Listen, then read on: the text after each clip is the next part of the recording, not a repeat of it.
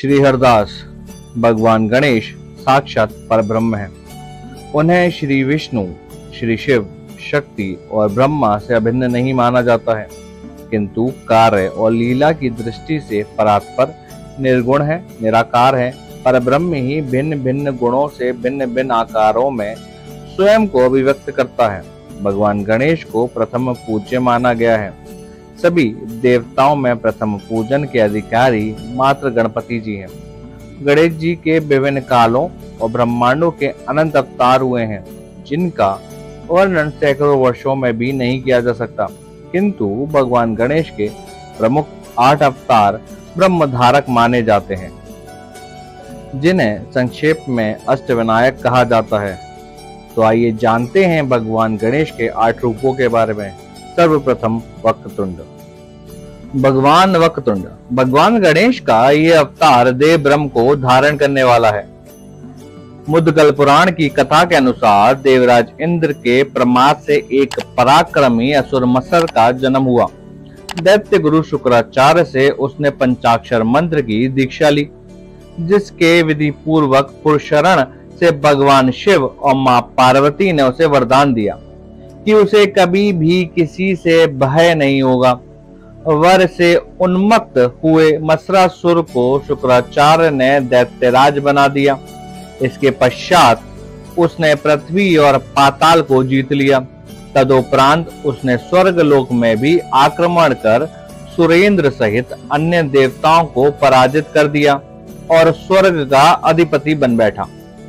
मत्सरासुर ने त्रस्त ब्रह्मा जी और भगवान विष्णु कैलाशपति महादेव जी के पास पहुंचे।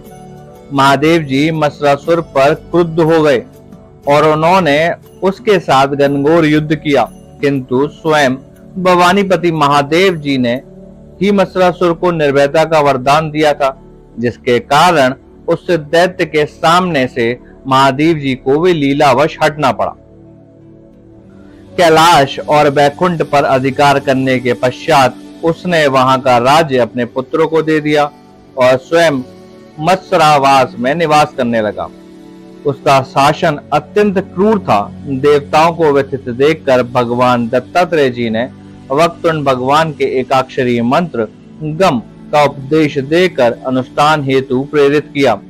सभी देवताओं सहित भगवान पशुपति ने भी विधिवत एकाक्षरी मंत्र का अनुष्ठान किया, जिससे प्रसन्न होकर भगवान वक्रतुंड प्रकट हो गए और उन्होंने देवताओं को मत्सरासुर के गर्व को नष्ट करने का आश्वासन दिया।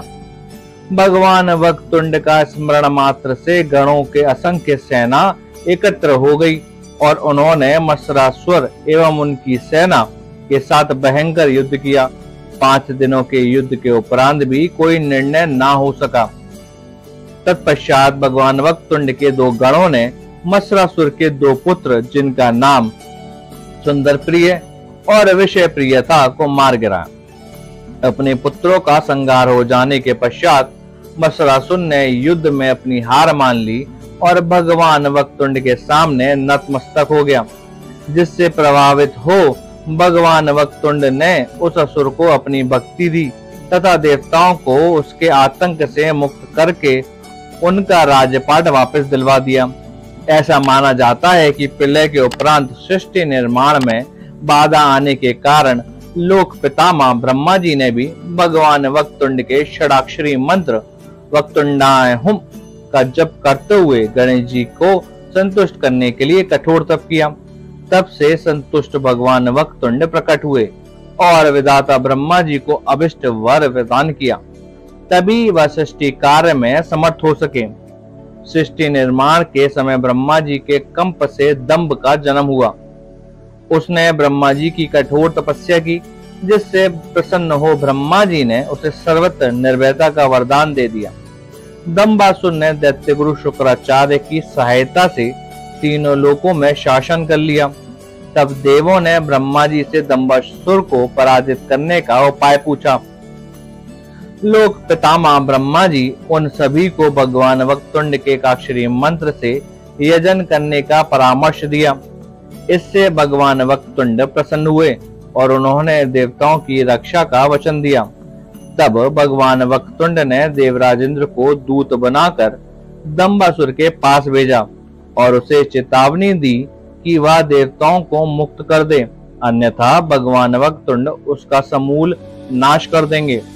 दैत्य गुरु शुक्राचार्य से ब्रह्म स्वरूप विघ्नहर्ता गणेश जी के विषय में दंबासुर को बताया, जिससे वह भयभीत हो गया। वक्रतुंड भगवान के दिव्य स्वरूप को जानकर उसके मन में भी श्रद्धा भाव उत्पन्न हुआ, जिसके पश्चात उसने गणेश जी से युद्ध के स्थान पर उनकी शरण में जाने का निर्णय लिया। सहज और दयावान भगवान गणेश जी ने उसे क्षमा कर दिया और उसे अपनी भक्ति प्रदान कर त्रिलोक में शांति स्थापित करी।